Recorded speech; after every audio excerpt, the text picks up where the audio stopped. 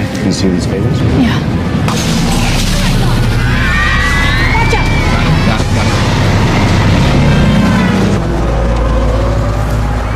സത്യം പറഞ്ഞ വാക്കുകളില്ല.